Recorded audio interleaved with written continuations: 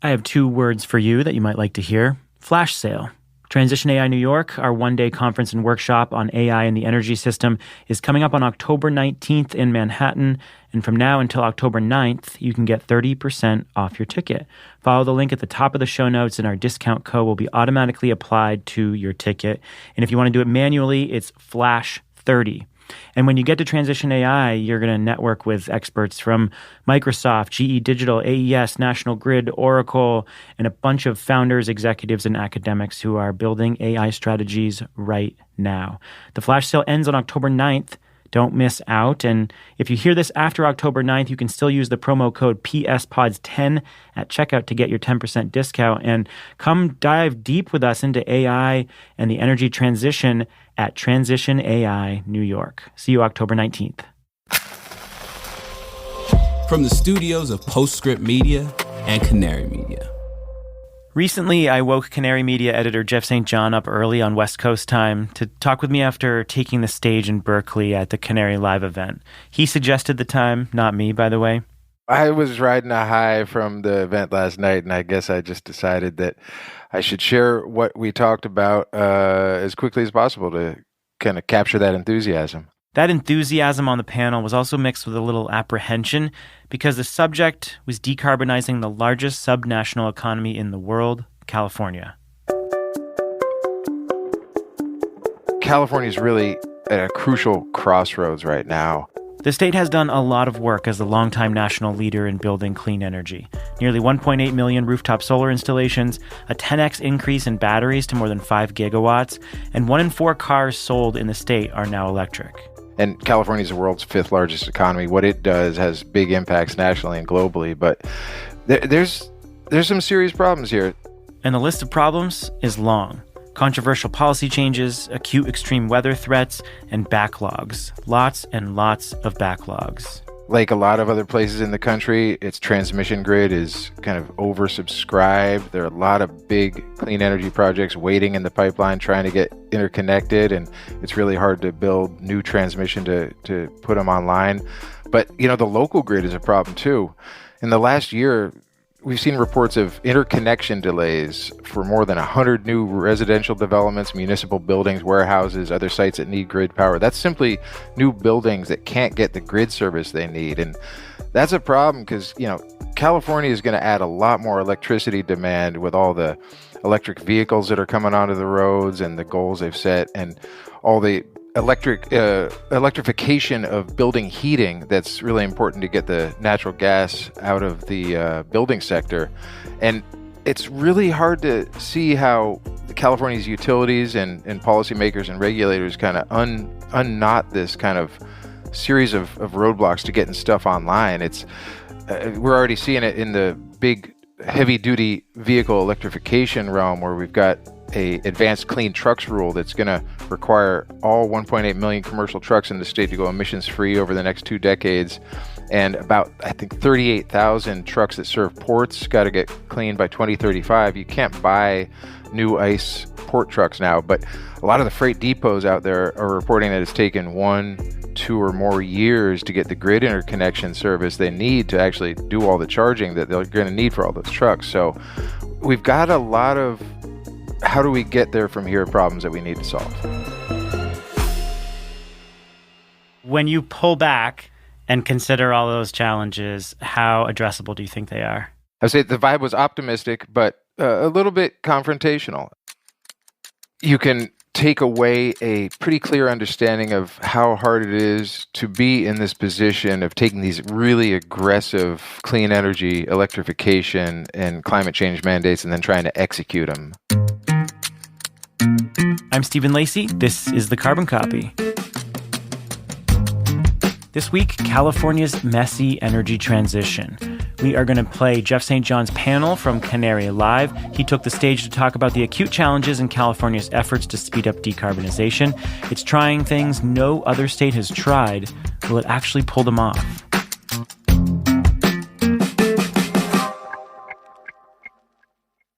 The Carbon Copy is supported by Fish Tank PR. In this turbulent and exciting energy transition, your approach to communicating with journalists, investors, and customers must evolve. Whether you position yourself as a thought leader in between project announcements or translate complex ideas and technologies into tangible, compelling content, Fish Tank can help. To learn more about Fish Tank's approach, visit fishtankpr.com. That's FISCH tankpr.com. And if you're looking for your next role in PR or media relations, check out Fish Tank's open job listings. The Carbon Copy is brought to you by SunGrow. For over 25 years, SunGrow has been delivering PV inverter solutions across the globe. Now in more than 150 countries, SunGrow's solutions include inverters for utility scale and commercial and industrial solar and energy storage systems. Backed by a dynamic technical R&D team and an in-house testing center, SunGrow is committed to clean power for all. Learn more at us.sungrowpower.com.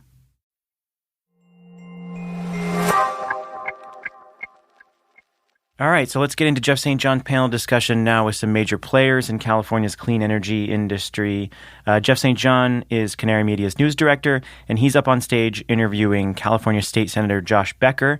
Senator Becker has been a key player in a lot of the bills that you'll be hearing about, including grid expansion, interconnection, solar along highways, and then you're going to hear from Bernadette Del Chiaro.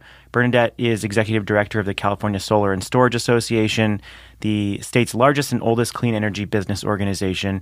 And finally, Arthur Bart Williams. Arthur is executive director of the Bay Area affiliate of Grid Alternatives, the country's largest solar nonprofit and a major actor in enabling solar efficiency, workforce training, and economic and environmental justice. So I'm going to hand it over to Jeff.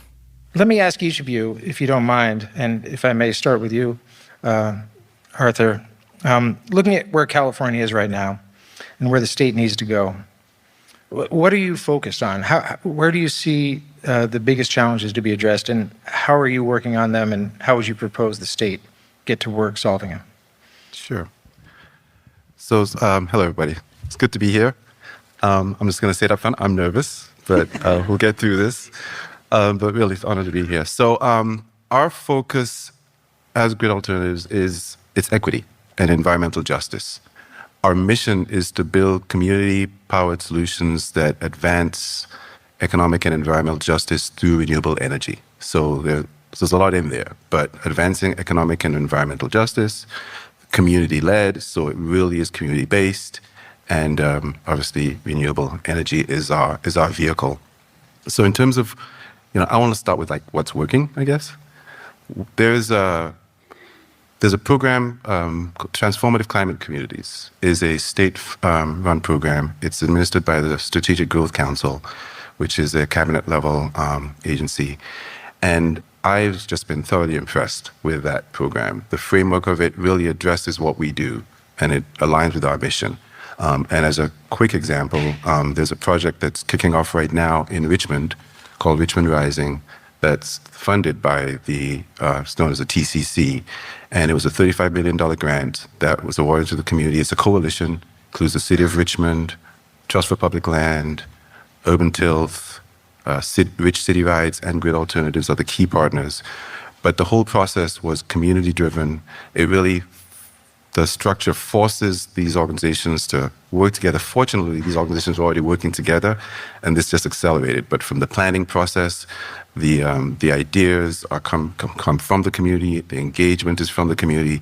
So the expertise is in the community. So it goes with their priorities, their values. So you've got jobs and training, along with projects that are kind of approach it in a holistic way. So you've got transit, access, and mobility. You've got renewable energy, solar, and EVs. We've got water efficiency with laundry to landscape and other efficiency measures. They've got green urban greening, planting trees to cool the streets, transit access, bikes, and so it's really holistic, even to health and well-being. They're planting trees, and then the fruit is part of given away. So it's just been really awesome to kind of see this come together. And by the way, there are 26 other communities in California that are doing this. So it really is a great model that's being taken in other parts of the country. So that's been working, and it fits with what we do, and it's just been nice to kind of plug into that. Thank you for that. It's a Really interesting program, y'all. And one thing I was struck by in doing a little reporting on it is the extent to which the program really focuses on getting communities involved and giving the community organizations and members the agency to decide and structure what they're doing from the bottom up. Coming from the top down, things might be a little bit more challenging. Bernadette, I don't know if you can help us understand what CALSA has been working on and what it's concerned about, and how the distributed solar and storage industry is looking at the policy decisions being made at the state agency level right now, and what you all think of them. Okay, happy to. Here's the mic better there.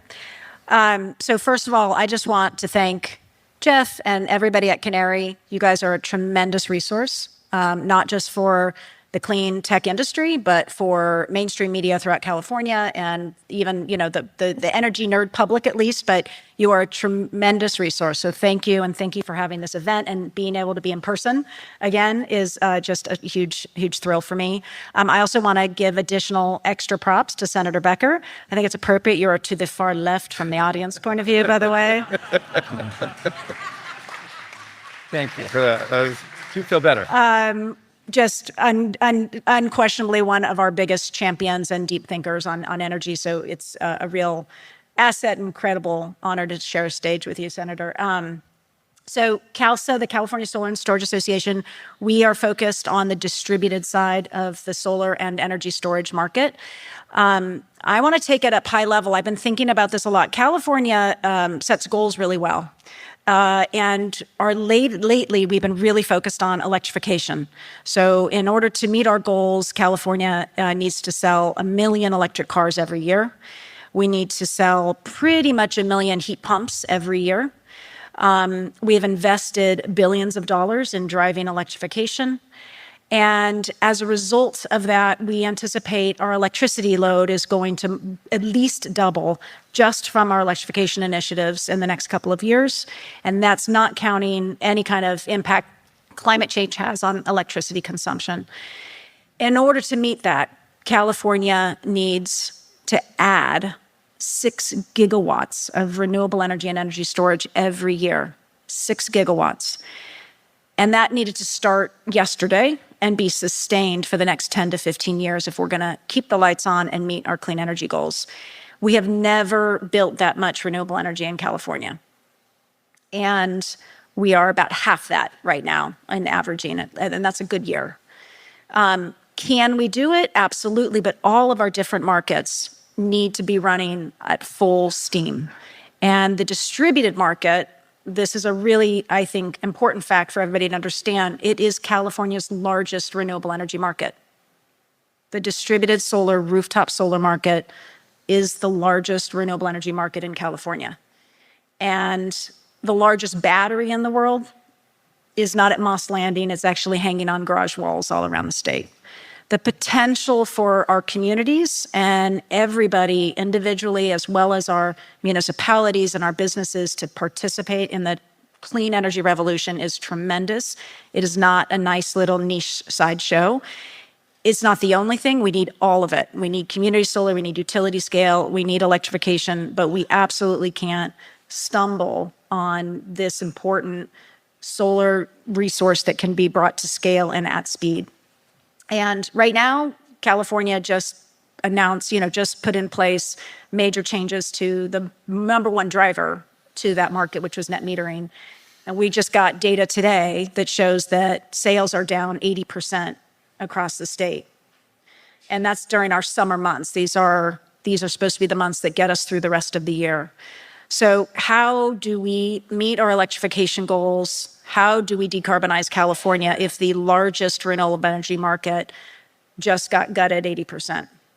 And we can talk more about where we go from there, but California needs to get back to the place of investing in innovation, encouraging development, and removing barriers. And unfortunately, even for the other renewable energy markets, but especially with distributed, we have kind of turned all of that on its head, and we need to get back to that place.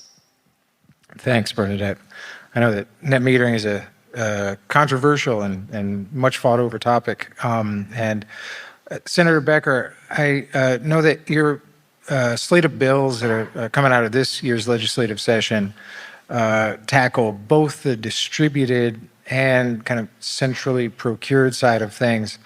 I wonder if you could help us understand how you see the challenge of kind of hitting these very ambitious goals, how you see, state mandates driving that, how you see application essentially of those mandates by state agencies driving that, and where you see the alignment of that policy coming in working with the way that the markets work and the way that the private sector invests, and where you think it needs improvement, and where are the key gaps and how are you trying to address them? Yes, well, I have a lot of thoughts on that.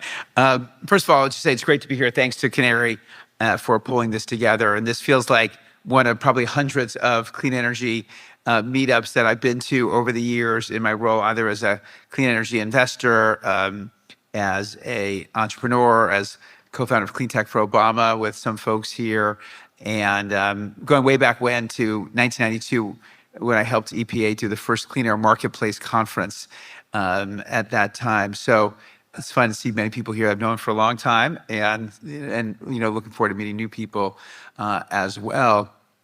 And the great news, as you said, like there's lots of good news in California, and I'd say after a few years of really probably not doing a lot of super ambitious legislation, many people felt, Mayor Creasman from Environment California said last year was the most impactful year for climate legislation in California history. And then this year was a very big year as well from a variety of standpoints, everything from corporate disclosure, scope 1, scope 2, scope 3, the corporate risk climate risk disclosure that the SEC should have done 10 years ago, to kind of the nuts and bolts and some of the stuff that I want to talk about in answer to your question.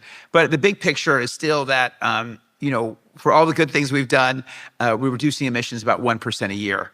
And even to hit our own 2030 goals, we've got to be reducing emissions 4 to 5% a year. So there's a lot we have to do and a lot we have to get right. And I'll talk a lot today about distribution and transmission bottlenecks, because I think that's one of the things that you alluded to in your question. But other things we have to fix, like the stats that we just heard from Bernadette about the destruction of, to be not too dramatic, but really the body blow to our rooftop solar business from net energy metering from NEM 3.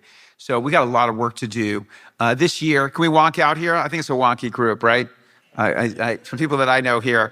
Again, a lot of this is transmission and distribution upgrades, and how do we actually connect things to the grid and make sure the grid is going to be able to onboard all of that we need. So like last year, I had a bill that had the CEC and the PUC working more closely with CAISO on coordination on transmission.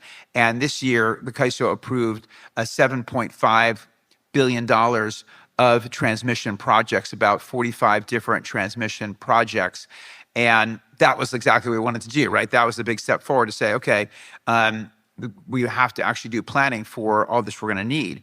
But the question is, again, how do we continue to fix the bottlenecks, especially locally? So in my district, it takes about 70 weeks, which is hard to believe, like 70 weeks to get things connected, to get new charging infrastructure, for example, connected to the grid.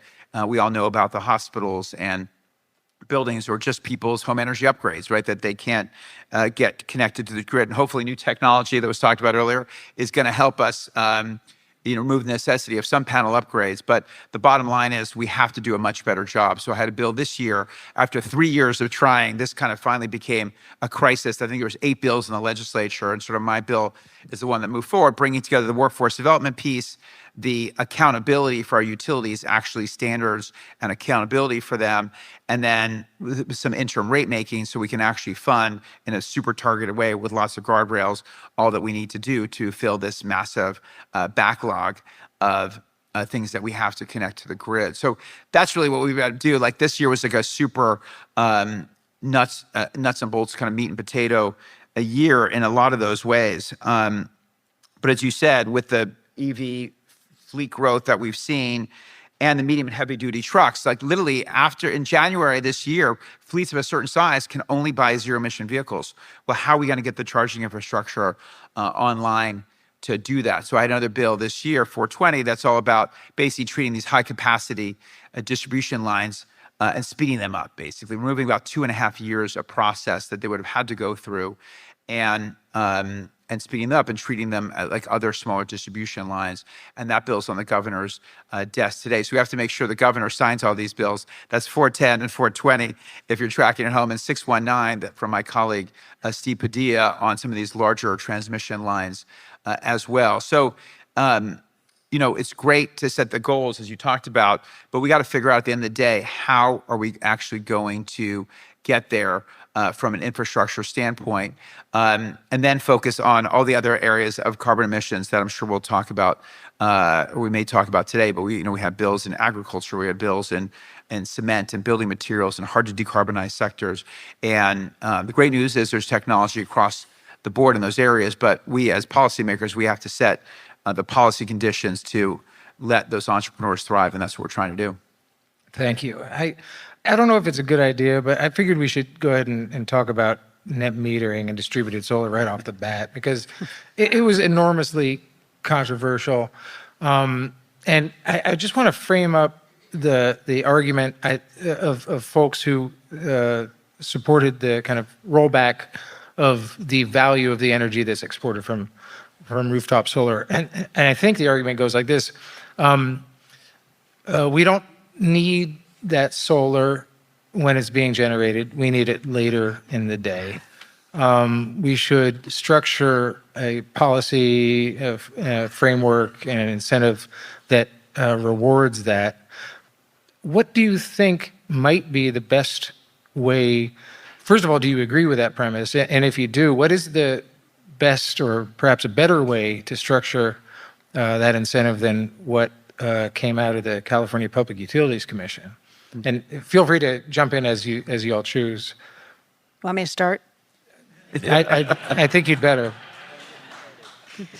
Okay. I don't know who came up with these arguments, but they are completely detached from reality. California needs 180 gigawatts more of renewable energy in the next 10 to 15 years. That's additional. We've only built 50. We need 180 gigawatts of renewable energy and energy storage capacity. And that works out to that 6 gigawatt number a year. We're behind schedule. We're behind pace. If anybody is geeks out, look at CalISO's energy supply and demand on a daily basis, any summer day, and you will see we are heavily dependent on natural gas still in the middle of the day at 12 o'clock in the afternoon when the sun is shining brightest. It is absolute false to say we don't need more solar energy. It is also true, and we need to be able to hold two concepts in our head at once, that we need more batteries. But guess what charges up the batteries? Solar. So we need more solar and we need more batteries.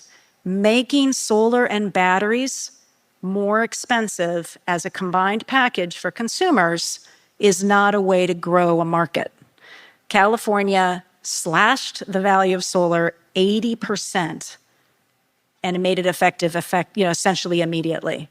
And we are now seeing an 80% drop in sales. It is a direct correlation. We said this would happen, and it happened, and we're reeling from it. Of course, we're trying to sell batteries. Battery attachment rate last year was maybe 12%, so 12% of consumers going solar added a battery. We are hoping those numbers will tick up, but to attach a battery to a market that is 80% shrunk is not progress. So we should have changed the way in which if we're going to slash the value of solar, which I think that is something we could debate, and I would argue solar is more valuable as we try to sprint to the finish line to stop climate change. It is more valuable today than it was yesterday. Okay? But if we lose that debate, fine. Let's step down the drop in incentives. You never do an abrupt change to a program like this. It is the worst thing. It's the most irresponsible public policy decision. So We should have a more gradual decline, and we should be heavily incentivizing batteries. California has a program called SGIP. If anybody's familiar with it, it's called the Self-Generation Incentive Program. It is predominantly for only low income, which is terrific. We should be heavily subsidizing low income, but you can't grow a market and leave the rest of the citizens and the businesses and everybody else behind. It's just not going to work. So we need to heavily incentivize batteries. We need to remove this draconian change in net metering and give it a step-down approach. And we need to go beyond that. I mean, California should have dynamic rate structures. We should charge way less in the winter, and way more in the summer, and give consumers the tools that they need to manage that. Ironically, the Public Utilities Commission just basically gut and amended a proceeding that would have initiated that conversation, and they replaced it with a blunt tool called a fixed charge. And we've got PG&E now proposing $55 a month fixed charge on all residential customers. Every single month, it will disincentivize efficiency and conservation and solar energy, and it is the polar opposite of what we should be doing to drive innovation and clean energy and conservation. I talked about. Let me ask you, just by way of playing devil's advocate, if I may. Bring it on. Rooftop solar costs more per generated watt than utility scale solar. If we were to take that fact to the conclusion that we should choose to set up a set of policies that encourage the more rapid kind of growth of utility scale solar, batteries and the like, I don't know what other policies would need to go along with it to make that growth possible. I don't know, Senator Becker, if you have thoughts about the bills you've passed this year and how they can or should be enacted by the agencies responsible for enacting them to ensure that we can actually accommodate the scale of central renewable generation that we need. And if you see more broadly, a better way for the state to kind of hold simultaneously the idea that central generation is critical and distributed generation is as well. Yeah, I think, listen, I agree with everything. I think everything that Bernadette said. I mean, one of the essential mantras of our team is build clean faster. That's kind of the general rubric of a lot of our legislation, and it's also consistent with all of the above, right? We need more utility scale. That's why we're building a transmission. Again, the utility scale isn't valuable unless we actually build the transmission and make the transmission easier. But we need more distributed as well. And to me, those ideas are not in conflict, right? We absolutely need both. The reason that we did central procurement this year, and this was a 6-year effort to get central procurement done, is primarily for something like offshore wind, right? Something that is a massive undertaking. It's valuable. It's actually going to save ratepayers more in the long run because it's kind of perfectly inversely correlated with our onshore wind and with solar, right? So it's really aimed squarely at that 5 to 9 p.m. Time frame. And again, a lot of our legislation has been focused on 24/7 clean energy as well. Because certainly still using natural gas during the day, but we're using a ton of it in that 5 to 9 p.m. Time slot, especially in the wintertime now when people are coming home, plugging in their cars and such. And so from our standpoint is we really should be doing both. So I think it's a big mistake to disincentivize rooftop solar at this time and believe that we can both do that and do things like central procurement, make sure we actually build offshore wind, which is, as you know, is going to take 7 to 10 years anyway. Can I just respond one little quick thing to the devil's advocate argument? When people use that argument that utility scale is cheaper than distributed, they are only talking about the electron at the end of the property line of a utility scale project. And I'm loath to get into this, celebrity battle between solar electrons because I agree 100%. We need all of the above. We need 180 gigawatts of solar and renewables as soon as we can build it. Majority of that is going to be solar, right? So we should not be pitting one against the other, but facts matter. And the price of solar is at the property line. The expense to ratepayers of delivering those electrons into our cities, piping it into our homes and our businesses, is the largest expense right now on a utility bill. That does not get factored in when people talk about this, oh, well, distributed is expensive. It is built into the environment. It is the cheapest, most efficient way for us to generate electricity. And nobody that is engaged in that slash and burn of the California's rooftop solar market is being intellectually honest about the value of distributed generation. That's saying nothing about line losses, local economic development, putting money back in the pockets of real consumers. Our largest growth in our market prior to this NEM 3 decision was in working class communities in California. We are putting money back in the pockets of California families when we equip them with solar panels. And it is just a falsehood. So I just have to say that. That said, we need all of the above. Offshore wind is tremendous if we can do it. It's going to be 10 gigawatts at best of that 180 gigawatt, okay? We can't get from here to there without utilizing rooftop solar. We just can't.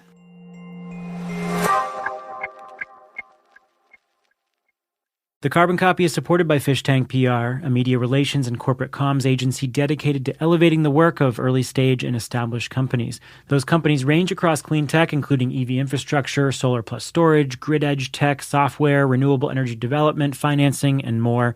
When you're looking for a PR firm, not many of them discuss how they work with journalists and what drives results. Fish Tank has been in the clean tech industry for more than a decade and drives results with deep expertise to simplify messaging, collaborate effectively with clients, and consistently engage journalists. To learn more about Fish Tank's approach to clean tech and the services they offer, visit fishtankpr.com. That's FISCH, fishtankpr.com. And if you're looking for your next role, check out Fish Tank's job openings too. The Carbon Copy is supported by SunGrow. For over 25 years, SunGrow has been providing reliable and cost-effective solutions for the solar industry. Their inverters provide efficient and reliable power generation to help maximize your return to your solar investment. With SunGrow's expansive power line, you can trust your investment will perform at its best day in and day out. Not only has Bloomberg New Energy Finance rated them as the world's most bankable inverter, but 40% of SunGrow's employees are dedicated to R&D, ensuring products are always at the forefront of the industry. SunGrow has over 340 gigawatts installed globally across 150 countries. From utility scale to C&I solutions to energy storage, SunGrow is committed to providing clean power for all. Learn more at us.sungrowpower.com. If you're wondering what businesses are doing and what more they should do to confront climate change, then you should listen to Climate Rising. Produced by Harvard Business School and hosted by me, Professor Mike Toffel, Climate Rising gives you a behind-the-scenes view into how some of the world's best and brightest leaders are tackling climate change. From the boardroom and the C-suite all the way down the supply chain, wherever business meets climate, Climate Rising is there. Listen to Climate Rising from Harvard Business School, wherever you get your podcasts.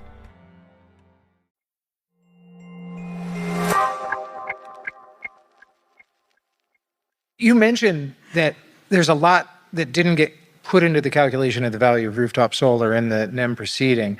I think among those values was the potential value of resiliency, the potential value of line losses. I don't know if we had the kind of social, local economic and economic development and economic kind of uplift effects calculated in that as well. I don't know if they didn't belong in a CPUC proceeding, but certainly, Arthur, I would imagine they are part of the calculus that Grid Alternatives and the people it serves are working on. And I don't know if you have any thoughts about how do we understand and enumerate or qualify the value that a growing rooftop solar or distributed solar industry and a growing workforce and a growing roster of economic development mean for communities?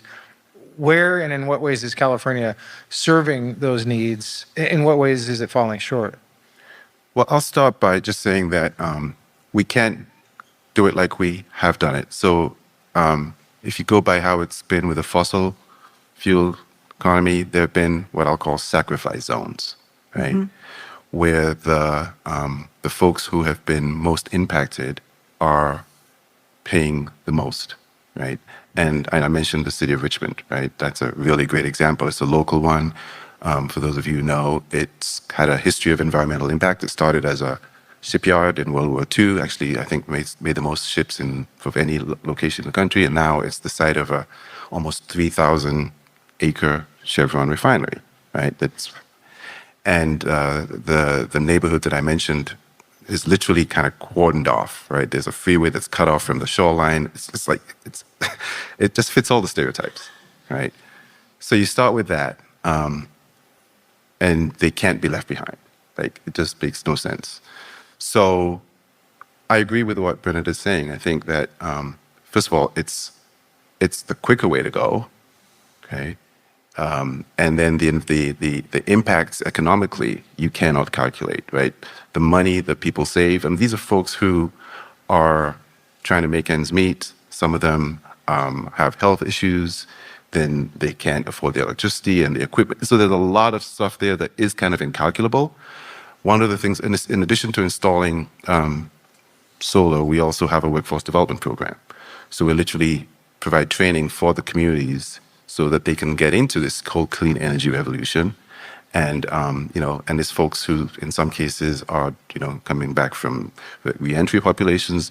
So there's a little bit of a knock of that some of the jobs are lower paying, but it's a start. And from there, they can go into unions, they can become electricians. So it really is like there are very few places where you can go and get the experience you need to then get the job, right? So we kind of started off with this barnstorming model where folks could literally come and volunteer, get the experience, and then get a job. And it's evolved into a workforce development program. And it's changed a little bit because of COVID. We're kind of still ramping back up. But we're just trying to provide opportunities, right? We're trying to provide savings and access. And frankly, one of the biggest things is just the information. Like, some folks don't even know what's possible, right? And they get approached by all kind of with all kind of offers. I was sharing with Bernadette, it's amazing how, so for the folks that we serve that meet the qualifications through a program called DACSASH, which is a state incentive program, they have to live in a particular geographic area and make a particular income and own the home, which in the Bay Area is like finding a needle in the haystack. Right. Right. But we have an amazing outreach team. We find them. But then when we find them and we tell them what we're offering at no cost to them, they're like, go away, you're kidding, you're lying, right? So it's amazing how challenging it is to give this away. So it's like information. And again, we're talking about access, information. Those who are in the know and have better resources get better information and can do things that others can't. So we're battling lots of layers to basically say, hey, this is possible. And then when we get happy clients, it's amazing. They're our best referrals because they like literally point to the roof and say, no, it's true. You can actually have this. So there's solar and then there's EV charging. So we're trying to just get everybody aware and then give them access. But it's a lot quicker to get these installations done. I mean, we're for all of it, but we're builders, right? So we want to see things getting done, and the faster the better. And this has been working for us. Yeah.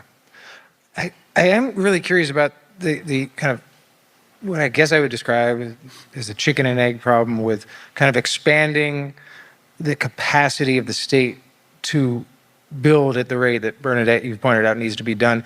And I guess it applies at both the kind of big utility scale and at the local distributed scale. And I guess the problem is, and you hear this a lot with people talking about trying to get a heat pump or install an EV charger. There aren't enough qualified, workers to do this work, and therefore you can't get it done in time. And perhaps because you can't get it done in time, a robust demand is not developing, and therefore the contractors and the electricians don't see the need to kind of staff up and invest in expanding their workforce. I don't know if I'm accurately describing this dynamic, but I'm really wondering if it is true, and if so, how do we break out of it? What do we do with that situation? Yeah, well, listen, there's been elements of truth to this. I mean, any growing market, you're going to have tensions, frictions at the edges, and we've had some of that. But again, that's why this bill I passed this year, 410, we actually worked with the electrical workers, and because they said, hey, okay, we want to get more people into the process, but we need to know that the work's going to be there. So we said, okay, we got to do the workforce part of it. We have to do, again, the accountability for the utilities. At the end of the day, we have to hold them accountable for hitting timelines. And then third is, okay, let's do some targeted investments. Let's do this interim rate making focused specifically on this issue. So that's what we had to do. And I think that's why, and I actually underestimated, I was like, I just did it because we had a big fucking problem here in my area. But now I've been on numerous Zooms with the charging associations, various conferences already just in the last couple of weeks, and they want to take this national. I think it's for that reason, because you have to bring all those pieces together. I just want to say one thing on the issue of, listen, as I said, there's always going to be friction at the edges here, but what this should be, when I look around and see people I know who've been in this industry for already now decades, right? Like, this should be our golden age, right? Like, we are winning. We have won. I mean, we won the climate argument. We won the economic argument. And now we see the forces of now trying to take us backward. And you see the Republicans and Trump talking about, they're going out after EVs, and they're trying to belittle EVs, and they're trying to go against ESG, and they're like in the boardrooms. I mean, it's really crazy stuff. They're trying to, they know they've lost the economic argument. They know they've lost the climate argument. So now they're it's just fear and disinformation and trying to stall the progress. And, and that has, that affects us here in California in various ways too. So this should be our golden age. We need to make sure that no one slows this progress, because if anything, as we know, we need to speed it up much, much more quickly.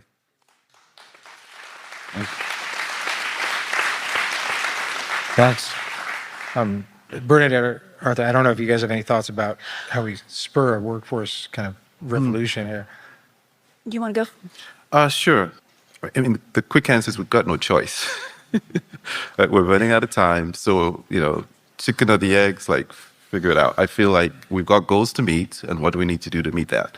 We do workforce development. We're trying to scale our program. So we kind of started as a volunteer kind of organization, and now we're doing workforce development. We've got a program called IBT 200, which is Installation Basics 200, and it's a 5-week course where folks come in and they do some classroom work and some lab work, and then they're out in the field. So it's really meant to be practical, and we've got regions that are churning out cohorts of folks to do that. Now we're trying to take that model and do a train the trainer model. So it's what's it going to take? So this is my first nonprofit that I'm working for, actually, and it's been quite a learning curve in a lot of different ways. But one thing that resonates with me, and I'm actually surprised at how entrepreneurial we are as a nonprofit. We do lots of different things. I joke with people that I thought I worked hard as an entrepreneur. This is a whole other level. And it's literally like running 6 companies in one, with all the various lines of work that we do. And each one has a particular client base and funding. It's really, thank goodness I love a challenge. But not everything's going to work. If you try 10 things, 3 of them are going to work. How quickly can you get to those 3? That means you got to just kind of iterate and try until you kind of get to what works. So, I hate to steal the logo, but it's just do it, right? Let's. So to your point, we just gotta, we're trying to some different programs, and we're talking to as many employers. What are the needs? Talking to the trainees. What are you trying to do? And then just iterate and do. There's a couple of different ways to answer the question. I would say, from my vantage point, that the speed of the uptick of adoption of electrification technologies is not right now being slowed down by workforce constraints, but it will be in time to get to where we need. So we need to be able to, again, walk and chew gum, we need to be able to drive the demand and drive the growth of the markets, and at the same time remove barriers to entry in the workforce. California, I know I'm just kind of full of critiques right now, but it does feel like it's one after another.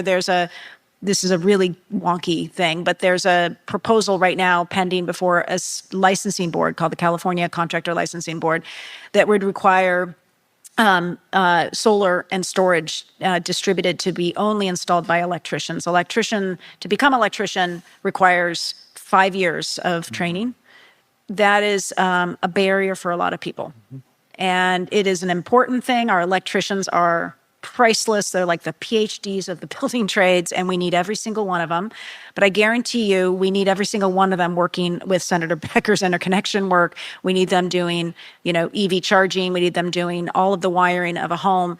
And we really should not be pulling up the ladder for those who are trying to get in right now to the clean energy workforce by creating this incredibly high barrier. And at the same time, destroying solar companies that have built their whole life around their license, which is to specialize in solar and storage. So just one example of where California is just kind of heading in the wrong direction if we care about workforce development and moving more and more people away from the fossil fuel industry toward clean energy. We should not be basically throwing up all of these roadblocks. Yeah, on the equity side, equity has many forms, so we talked about it, and it also means the workforce, right? And making sure we're diversifying the workforce. We hold the trades accountable for diversifying the trades, but we also create opportunities for other people who traditionally weren't in those trades to get into this work. And that's really important. And I just want to say, the equity piece is not just because it's morally the right thing to do, but from a policy standpoint, in California, it's imperative because, again, I know, some people look at price, it's easy in California. It's not, right? Because we are, as you in this room know, we're the largest oil producing state in the country. So the number one contributor to the state legislature is the Western States Petroleum Initiative, right, by far. And so it is difficult. And, I have colleagues who say, hey, I represent mostly Latino workers making $48,000 a year, and they don't think any of this stuff is for them. So unless they actually believe it's for them, it's going to make their lives better at the end of the day.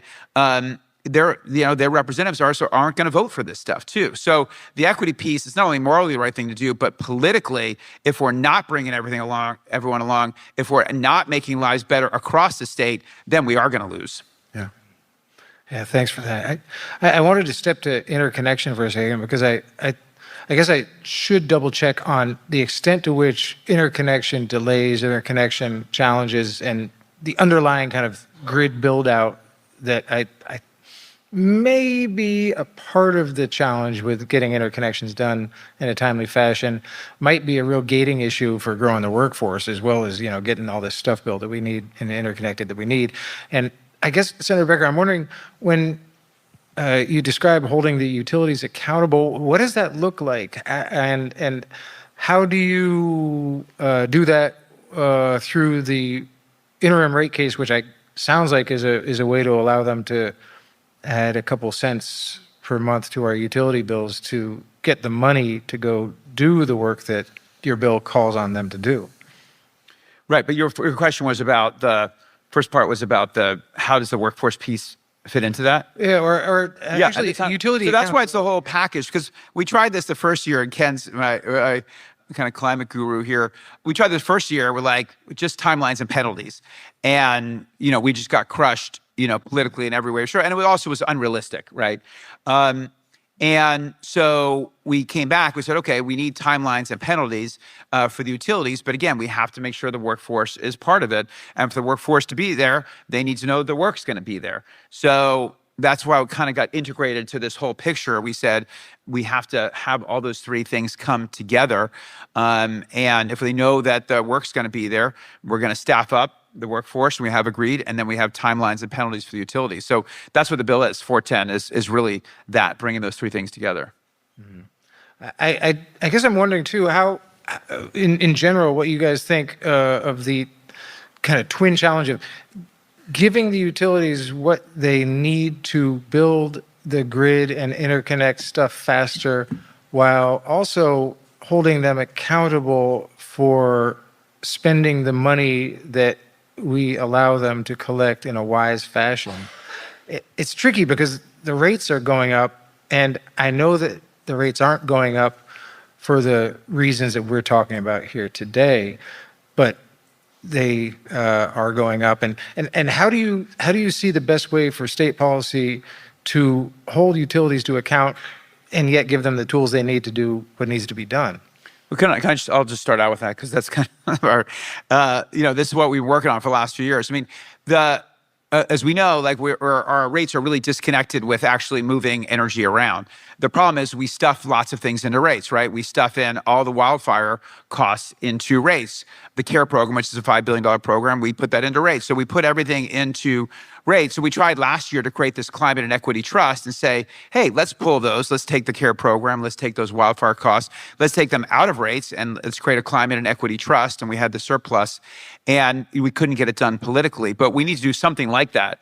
Say, hey, these are our costs we want to take as a state as a whole. Great. Let's take those out of rates. Let's put those into the general fund and let's focus the rates on things around energy. So I think longer term, we have to do something like that because the high rates disincentivize the switch to electrification, which is what we all want, is what we need for our energy policy.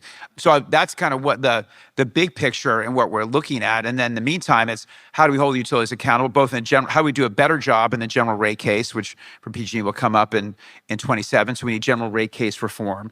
And then in the case, if we ever do target investments in this case, you put lots of guardrails, and you can look at what we did, lots of guardrails around it and lots of accountability. So it's very focused on, say, for example, clearing this massive backlog and getting interconnection put up. So there's, short-term stuff, and then there's medium-term stuff, and then there's long-term stuff when it comes to rates, in my mind. We put forward a bill last year, in addition to what Senator Becker did. It was authored by Senator Becker's colleague in the South Bay, Mark Berman, and it was, I believe it's AB 643. But it would basically require that the Public Utilities Commission penalize with financial penalties the utilities for not meeting their interconnection Rule 21 timelines. And the money would come from shareholders, not from ratepayers. We think that's actually a really important additional tool to the work Senator Becker hopefully will put in place with the governor's signature. But we think there needs to be actually a little bit of a financial penalty for the utilities to just continue to blow past the appropriate timelines. Great that will have the staff to do the work. Let's make sure that they do it by creating a little bit of a stick. And we think that bill has a lot of merit. It was turned into a 2-year bill, which if you're familiar with Sacramento lexicon, that means it was met with some stiff opposition and held in the mysterious Appropriations Committee. But we are really optimistic with growing awareness of interconnection problems, which is it's growing on the distribution side as well as the utility sales side that you hear a lot about, that we will be able to move that forward because I think it makes a lot of common sense. Yeah. I guess, Arthur, I don't know if you guys have any experience with this. I don't know if the kind of work that you guys are working on is encountering challenging interconnection, issues, and how, the communities that you serve are kind of dealing with them.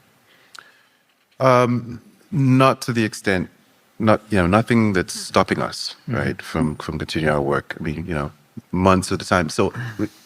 First of all, we've got a different client base. They're a little more patient than others because they're getting it at no cost. So there's a little bit of don't look a gift horse in the mouth. Some of our folks, it takes, with all the bureaucracy of the application process that we go through, can take up to 9 months or a year to get the installation done and the interconnection. So we factor that in and just manage expectations that way. So we kind of built it into the process. Yeah. I was also struck by the point you made about the philosophy of just get it done, just do it. I do wonder how you apply that to reforming and kind of renovating how utilities go about doing what they do. I don't know how you just get it done when anything you want to get done must go through a couple years of kind of quasi-judicial review at the CPUC and be applied to a kind of really, really strenuous test of how it might possibly backfire for every single kind of class of ratepayer and every single, circumstance one can imagine. And I don't know if utilities are necessarily the entities that should be looked to be responsible for innovation out there. But I might imagine that there are ways to incentivize California's utilities to innovate freely without running the risk of perhaps burdening their ratepayers with escalating costs due to the money they spend trying to do that. But I don't know if there are any good examples of where we're seeing innovation being made possible through policy or through the actions of the utilities themselves, or whether there are alternatively other ways that you think others outside the utilities could innovate if only. I'm not sure. Well, I'll just say, we're trying to remake our energy system while we have these monopoly legacy providers, right? And it's difficult. For all the reasons you just said, it's difficult. And, we know, for example, I know personally, utilities don't tend to run very good consumer-facing marketing programs. So I was a seed investor in O-Power back in my clean energy investing days. And O-Power wasn't a radical idea. It was basically saying, hey, great, let's just turn the utility bill into a marketing document for energy efficiency. And the utilities, I think, kind of quickly realized, we're not really good at that. So they basically turned it over to O-Power and prove that they could just use behavioral psychology to reduce energy bills, 2 to 5%, which was significant. And I think when you talk about demand flexibility, for example, is another area where we need to make sure we're enabling third-party aggregators. And so I've spent a lot of time grilling the regulators on this topic because I still feel like we're not doing enough to open up data sharing for the utilities to third-party aggregators. And we have those folks who have, with their own money and venture money, bought, say, million Nest thermostats, and then we, allow utilities to basically compete against them using ratepayer dollars. That makes no sense to me, right? So I think that's another area where we need to do better. We're spending $1 billion. We spend $1 billion on dirty legacy, once through cooling, heavily polluting plants just because we might need them for like 15 hours a year. And you think about the storage we could have built with that, the solar we could have built with that, and you think about what we can do with better demand flexibility. I was on a panel with Jigar Shah this morning. He's very big on virtual power plants, and that's something that can be incented through the IRA. Maybe some of you are working on that. We have some big some big projects here in California. So again, I think that's another area, an example of where we really have to let the innovators innovate and not let utilities be a bottleneck to innovation. Yeah, I was going to actually mention the virtual power plants and bring up the community choice aggregates, right? Like, again, I tend to be glass half full, but I'm amazed they exist, right? It took a long time. Yeah, but they're out there, and actually. MC is doing a virtual power plant in Richmond. So I bring up Richmond a lot. We work other places, but they do so many great things there that I have to use them as a model. But it's an exciting pilot, right? That's tapping into all the solar that we've installed, along with storage and the smart meters and heat power pumps and if that goes well, it's still at the early stages. But I think those are the kind of projects that just force. I'd like to think that those kind of projects will just pull the utilities along, right? Like they can't ignore what's going on anymore, and they have to respond. And I think because the virtual power plant is actually going to be rewarding the participants, right? So they're going to get discounts off their bill for that. So that kind of word gets around, right? And then all of a sudden it's like, okay, I want that too. And then, the dots get connected, and I think things will move. So that's my, I guess, hope. I want to go back to that fact I shared earlier that the largest battery in the world is in California, hanging on garage walls. It's a gigawatt worth of energy storage capacity in a distributed fashion. To put that in context, when California had its blackouts a couple Augusts ago, the delta in our needs was around 250 megawatts. There's one power plant that didn't go online when it was supposed to. So if you put that in the context, even a battery that is only supposed to run for a couple of hours, we could have filled the gap in theory, right? Those batteries weren't all, we haven't enabled the virtual power plant concept, but the point is we are every day, we have this potential to build these alternative versions of power plants and fill the gaps in very short increments, where California builds this gigantic grid to fill our needs for a couple hours out of the year. There's a better way to do it, right? And if we do it in inverse the model so we do it primarily loading order first, efficiency and conservation, reduce what we need. I'm seeing a very disturbing pattern happening right now in California where we're starting to pit electrification against efficiency. That is a really bad idea, and we've got to fight against that. So we got to maintain that, and then we should do distributed resources next, and then utility scale to fill in the big gaps from there. If we do that and we enable the combination, the networking of all of these miniature power plants, we can, no problem, meet our clean energy goals and keep the lights on. I don't mean to say no problem like it's going to be easy, but we can do it. We are an amazing state. And to just riff off of what the Senator was saying earlier, this should be our golden era. And it isn't right now. We're like running a marathon and we're at mile 12. And we just threw up like a bunch of barriers on our pathway and put a pebble in our shoe, and it's just, we just got to clear that out and get ourselves back on path with good leadership. And we can get there. And the utilities, we just need a regulator that'll stand up to the monopoly. Whether you're Republican or Democrat, this is what government should do. This is like the highest form of government. If we're going to give a sanctioned market to a utility, we have to regulate them well. So that's the most innovation I think we need, is a stronger Public Utilities Commission to rein in the utilities and get them on the right track. And they'll do fine just with, poles and wires, and we can let the innovation happen around them. Yeah. Thanks, you all. We have just a few minutes left, but I should probably ask, what have I not asked you all so far that you wanted to talk about here? Am I missing anything important? And are there any kind of last and final points you'd like to make, or any emphasis you'd like to put on any particular problem that you're working on? So, at the risk of triggering a conversation here, I may cut you off, but that's fine. So we've talked a lot about. So I'm excited about community solar, right? Yeah. And I think that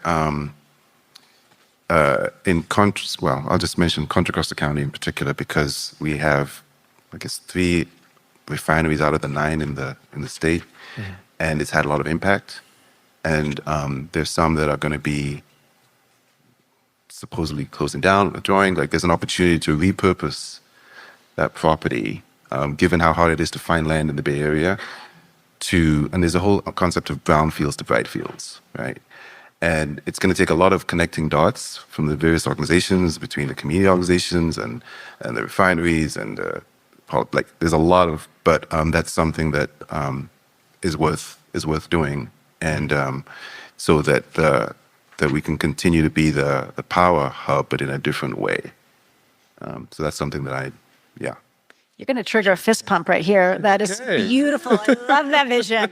That is awesome vision. That is community solar. We are building energy in our communities and even better, repurposing what has been a burden on those communities, even if it's provided resources, right? It's been a burden, and that's gorgeous. I would say the one thing we haven't talked about is the good old net metering topic, but there's a policy decision pending right now at the Public Utilities Commission with a vote expected Thursday, October 12th, that will determine the fate of what's called multi-meter properties, so apartment buildings, schools, farms, strip mall type developments, anything with multiple meters, either multiple connection points to the grid or multiple tenants on one property. The Public Utilities Commission wants to apply the draconian changes to net metering and then some. They want to basically declare every electron that solar system generates on that apartment building and export, and then force people to buy it back from PG&E at retail rates. So it's just a ridiculous proposal. We're fighting really hard. Oakland Unified just did a press conference yesterday to stand up and say, hey, this is going to really squash all of the green investment dollars we've collected from the community and we want to do to help green up Oakland. And we're hoping that gives us a big shot in the arm. But if you want to tune in to the Public Utilities Commission vote on October 12th, they start at 11 a.m. and you can be virtual and you can make a public comment and help us make sure that the vote goes the right way.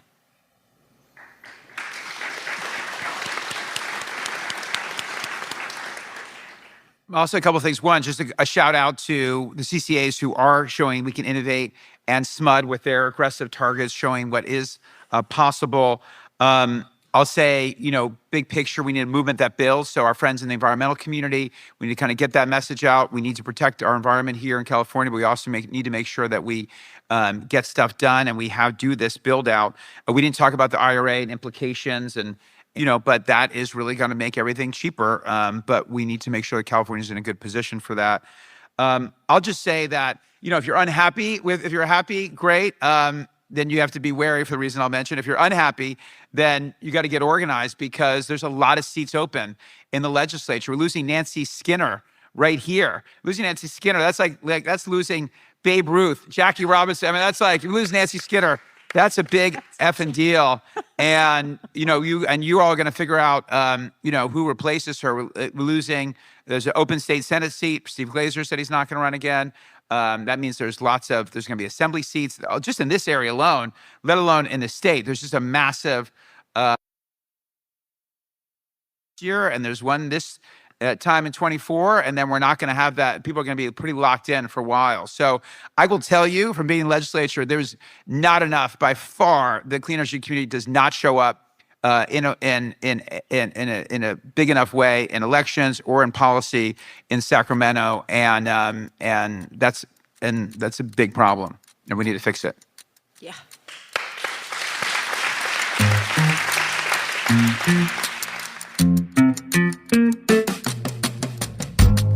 Again, that was Jeff St. John with his panelists at the Canary Live Bay Area event that happened in Berkeley. We're going to have another overview of the state of climate tech investing as well, so stay tuned for that. And you can find the video, the archive video on YouTube. We'll provide a link to that so you can watch it. And don't forget to check out Transition AI New York, our conference in Manhattan on AI and energy coming up on October 19th. The Carbon Copy is produced by me and Dalvin Abawaje. It is a co-production of Canary Media and Postscript Media, soon to be Latitude Media. And we are also supported by Prelude Ventures, which supports entrepreneurs and companies across a range of sectors, energy, materials, transportation, logistics, manufacturing. And so thanks to them for being a supporter. And thanks to you for listening. If you want to support this show, give us a rating and review wherever you get your podcasts and share a link with your colleagues. We'll catch you next week. I'm Stephen Lacey. This is The Carbon Copy.